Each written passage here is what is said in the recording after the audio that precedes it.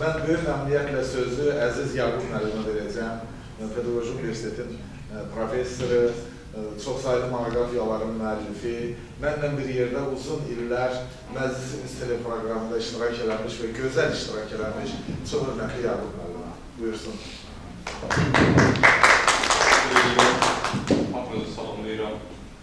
Sadə xanımı məxsusi olaraq salamlayıram. Dünyada ən fərahid işlərdən biri də öz tələbəsi haqqında söz deməkdir. Mən də Sadə xanım haqqında bir müəllim sözü demək istəyirəm.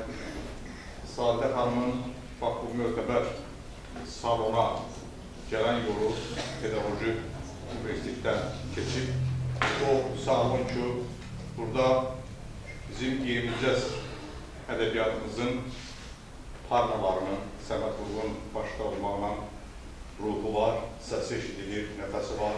Onlar da vaxtıyla burada olublar və buradakı o tirquladan şey ediblər. Belə bir yerə gəlib çıxmaq və əlinə qələm alıb yazmağın özü böyük cəsarət tələb edib. Füzuli demişkən, Füzuli deyirdi ki, ortaya fəhrinə heyran nəmki hicranındadır. Mən Sadə xanıma heyranam ki, o Nizaminin, Nəsiminin, Füzulinin, Səməd Vurğunun olduğu bir meydana üz tutub. 12-ci əsrdə bizim iki böyük şairimiz, biri Nizamidir, biri Xaqanidir, bilirsiniz.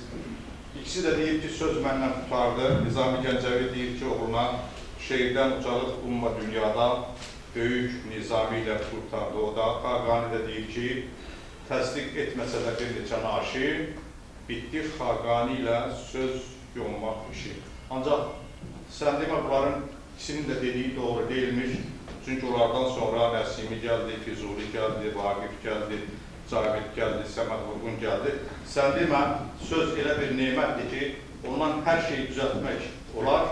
O, sadəcə olaraq kimin əlindədir, ondan, o materialdan necə istifadə eləyə bilir və Sadə xanım da sözdən çox gözəl şəkildə istifadə edib və gəlib bu salona çıxıb.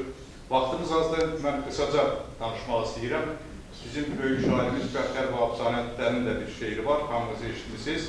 Şair Bəxtiyaram, iki adım var, alim Bəxtiyarla şair Bəxtiyar, alim Bəxtiyarı şair Bəxtiyar qatlayıb dizinin altına alar. İndi mən bilmirəm Sadə xanımdan alim Sadə xanım kimi danışım, yoxsa şair, yazısı Sadə xanım kimi bir şəxsiyyətdə iki keyfiyyət, iki əməl birləşib.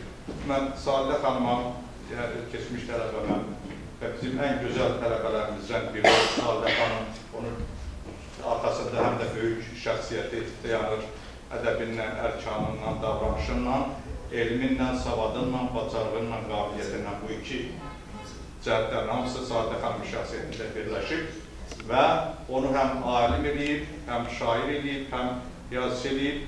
Mən bunların hər ikisində həm alim Sadə xanım təbrik edir, ona uğurlar arzu edirəm, həm də bədii söz ustadı Sadə xanım təbrik edir, ona həyatda və sənətdə uğurlar arzu edirəm. Sağ olun.